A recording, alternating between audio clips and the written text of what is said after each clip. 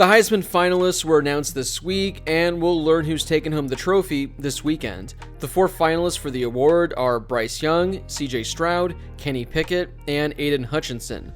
Only Bryce Young and CJ Stroud were considered preseason favorites, as Pickett and Hutchinson were nowhere to be found on any preseason odds list.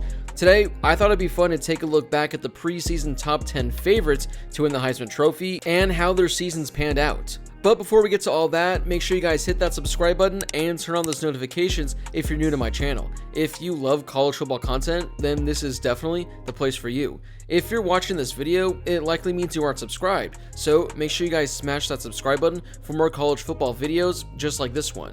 If there's a topic you'd like to see me discuss in a future video, drop a comment down below and that could be my next video I make. Also, if you could give this video a thumbs up, I would greatly appreciate it. It really helps the algorithm of the video and helps share it with more college football fans. Plus, it only takes a second to do. Alright, so for these preseason odds, I'm looking at the FanDuel odds that they released back in August, 1 week before the season began. And we'll start with the preseason favorite, Spencer Rattler, who opened up the season at plus 550 and was widely viewed as the consensus favorite to win the Heisman. Now, I totally understand why he was the preseason favorite. Oklahoma has already had 2 quarterbacks win the Heisman over the last few years, not to mention 3 finalists. In his freshman year, Rattler put up some pretty decent numbers, and many expected him to take the next step and be the next Oklahoma quarterback to potentially win the award. Unfortunately for Rattler, his season is one of the biggest disappointments in recent memory. Overall, he finished the season with 1,500 passing yards and 11 passing touchdowns to go along with 5 interceptions. He was putting up some okay numbers to begin the season, but Oklahoma was struggling to win their games. They were finding themselves in close matchups against teams that they should have been blowing away. After struggling against Texas, Rattler was benched in favor of Caleb Williams. After being benched, Rattler only attempted 12 passes over the remainder of the season. Currently, he's in the transfer portal looking for his next school. If he goes to an ideal situation, he very well could be a Heisman candidate next season. With Rattler likely being the biggest bust of the season, I know who's probably a close second. Clemson quarterback Ungaile entered the season at plus 700 to win the Heisman. His season certainly went better than Rattler's as he wasn't benched, but the numbers he put up were very underwhelming. In 12 games, he completed only 55% of his passes while throwing for 2,000 yards. In 12 games, he had only 9 passing touchdowns and had 8 interceptions. After the small sample size we saw from him in 2020, I have no clue why he was so bad this season. He did add 300 yards on the ground with 4 rushing touchdowns, but for being a Heisman favorite to putting up these stats, it's not that great. He only had 2 games in which he threw 2 touchdown passes, and he had 5 games with 0 touchdowns. His high on the season in passing yards was 240, and he surpassed 200 yards only 4 times. He'll be back at Clemson next season, and it's hard to imagine him doing any worse than this season. Coming up next at number 3, we have our Heisman favorite in Bryce Young, who began the season at plus 900.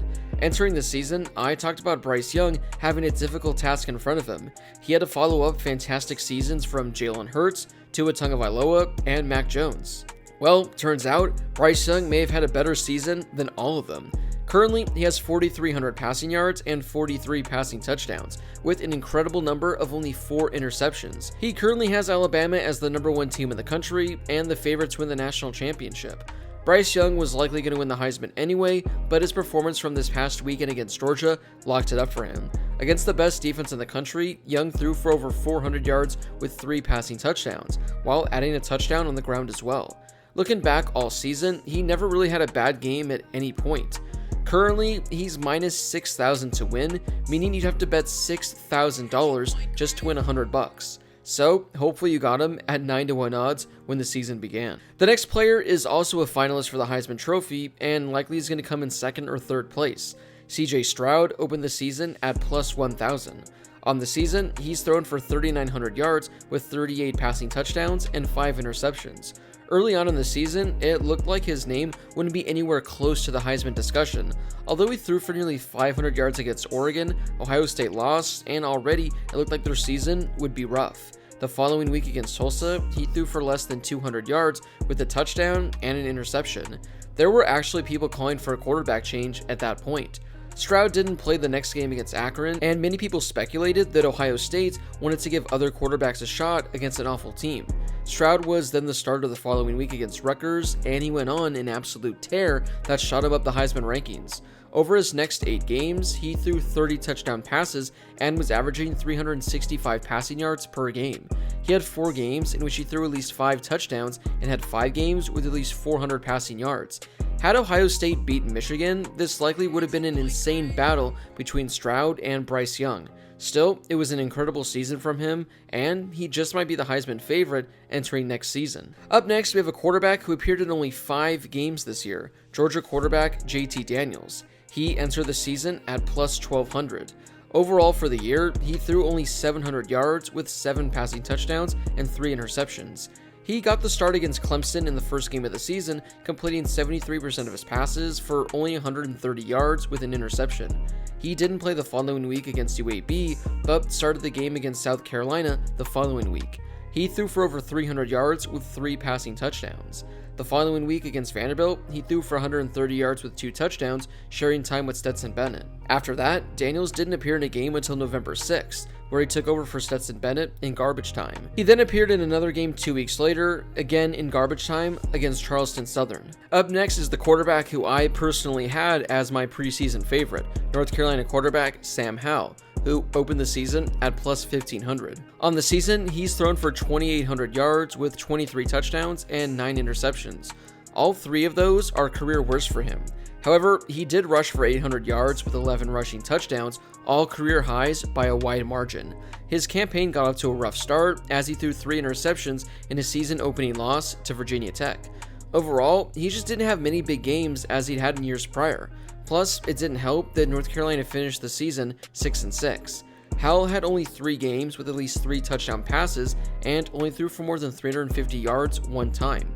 Granted, he lost a lot of offensive weapons that he had in years past, but having the worst season of your career as a junior certainly isn't ideal. Up next, we have a quarterback who returned for one final chance at a great season, but a season-ending injury completely derailed it. Miami quarterback Diedra King opened up at plus 1,800. He appeared in only 3 games before he underwent season-ending shoulder surgery. This was King's 6th season of college football. He opted to return to Miami for a second year with the hopes of leading them to the ACC title game. In his 3 games, he threw for 750 yards with 3 passing touchdowns and 4 interceptions. He hurt his shoulder in the team's 3rd game against Michigan State, and that would be the end of his season and likely his collegiate career. He's officially appeared in a game in 6 different seasons, but with how complicated eligibility is now, and because of the COVID year of eligibility that players were given, I actually think he might have another season of eligibility left if he's granted a medical redshirt year. Up next is a quarterback who finished the season as a backup, USC quarterback Kedon Slovis, who opened the season at plus 2,000. After 2 solid years to begin his career at USC, Slovis appeared to be a breakout candidate, assuming everything went well at USC. Well, things hit the fan fairly quickly as the Trojans fired Clay Helton early in the season. Not to mention, Kedon Slovis also got hurt. He ended up splitting time with Jackson Dart, but Dart ultimately won the starting job to close out the season. For the year, Slovis appeared in 9 total games, completing 65% of his passes for 2,100 yards and 11 touchdowns. Things were just a mess at USC, and I don't know what the plan is at quarterback moving forward. Personally, I wouldn't be surprised if Kedon Slovis enters the transfer portal at some point this offseason. Up next is a quarterback who likely should have been a Heisman finalist, but somehow wasn't. Ole Miss quarterback Matt Corral opened up at plus 2,000. Corral just led Ole Miss to arguably their greatest season in program history. Currently, he has over 3,300 passing yards with 20 touchdowns to go along with only 4 interceptions. He also added 600 yards on the ground with 11 rushing touchdowns. The only reason he didn't have more than 31 total touchdowns on the year was because Ole Miss scored an additional 23 touchdowns on the ground. They were a high-scoring team, but Corral only made up about 60% of their points. Still, he had a fantastic season for the Rebels, and he's likely going to be the first quarterback taken in next year's NFL Draft. Wrapping up our list is actually the only non-quarterback that was in the top 10 of odds, Texas running back Bijan Robinson, who entered the season at plus 2,500. He was one of the better running backs in all of college football this season, and he'll likely be pretty high in preseason Heisman odds next year. In 10 games, he rushed for over 1,100 yards while averaging 6 yards a carry. He had 11 rushing touchdowns while adding 26 receptions for 300 yards. Things were looking pretty good for him early on as he was having a fantastic season through the first month. But Texas then lost 6 straight games, and Bijan Robinson also got hurt. So those were the 10 Heisman preseason favorites to begin the season. The 8 next best odds were Arizona State quarterback Jaden Daniels, Florida quarterback Emory Jones, Iowa State quarterback Brock Purdy, Florida State quarterback McKenzie Milton, Iowa State running back Breece Hall, Texas quarterback Casey Thompson, Louisville quarterback Malik Cunningham, and Penn State quarterback Sean Clifford. As you can see, most of the names that I just mentioned finished nowhere near close to the top of voting this season. It just goes to show you how up in the air college football truly is. If you haven't done so yet, don't forget to hit that subscribe button and turn on those notifications. If you love college football, this is definitely the place for you. Don't forget to give this video a thumbs up and also drop a comment down below as well. As always, thank you guys so much for watching, and I'll see you all in my next video.